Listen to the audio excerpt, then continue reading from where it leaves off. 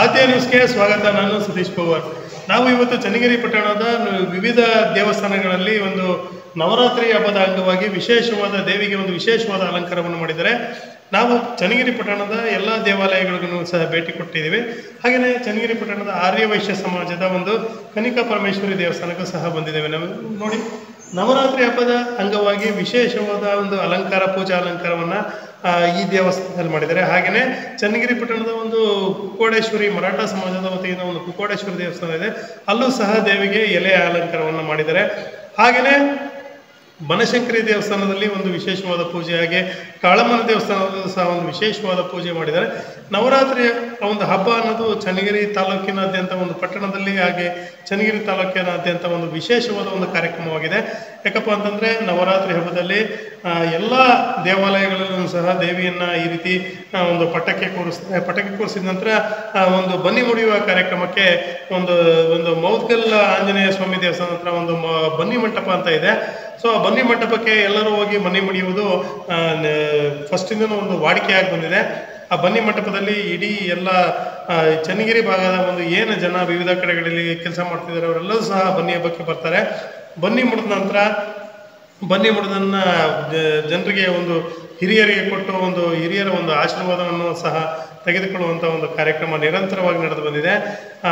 ನೋಡಿ, ನೀವು ಎಲ್ಲರೂ ಸಹ ಒಂದು ದೇವಿಯ ದರ್ಶನವನ್ನು ಮಾಡಿ ಅಂತೇಳಿ ಆದ್ಯ ನ್ಯೂಸ್ ನಿಮ್ಮನ್ನ ಸ್ವಾಗತಿಸ್ತೇವೆ.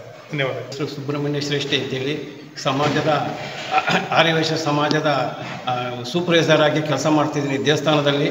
ಪ್ರತಿ ವರ್ಷದಂತೆ ನಮ್ಮ ಆರ್ಯವೈಶ್ಯ ಸಮಾಜದಲ್ಲಿ 9 ದಿವಸನೂ ದೇವರನ್ನು ಪಟ್ಟಕ್ಕೆ ಕುಂದ್ರಿಸಿ ಪ್ರತಿಯೊಂದು ದಿನವೂ ಒಂದೊಂದು ಅಲಂಕಾರವನ್ನು ನಾವು ದೇವಸ್ಥಾನದಿಂದ ಮಾಡ್ತಾಯಿದ್ದೀವಿ.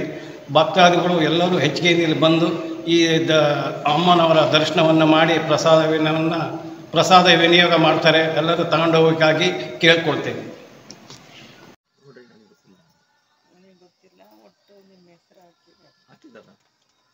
ನಿಮ್ಮ ಅಣ್ಣಂದ, ನಿನ್ನ ತಮ್ಮಂದ, ನಿಂದ ಗೊತ್ತಿಲ್ಲ.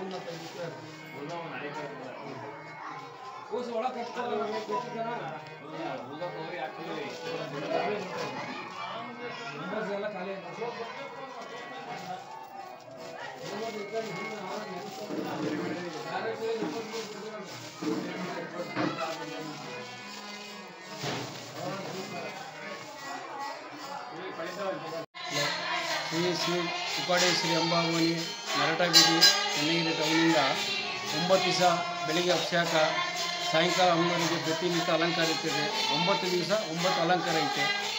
ಆಮೇಲೆ ಅಂಬಿಗೆ ಲಾಸ್ಟ್ 10 ದಿವಸ ಪೂಜೆಗೆ ಅಮ್ಮನವರು ಅಂಬೊಡ್ದು ಹೂವಿನ ಪಲ್ಲಕ್ಕಿಯಿಂದ ಭಾಳ ವಿಶೇಷವಾಗಿ ಊರೊಳಗೆ ಬರ್ತಾರೆ ಅಮ್ಮನವರು. ಪಟ್ಟಣದ ಎಲ್ಲ ಜನನು ಎಲ್ಲ ಜನ ಹಿರಿಯ ಸಮಾಜದ ಎಲ್ಲ ಜನಾಂಗನೂ ಹೋಗ್ತಾರೆ. ಎಲ್ಲ ಜನ ಸಹಕರಿಸ್ತಾರೆ. ಎಲ್ಲ ದೇವರು ಬರ್ತಾವೆ.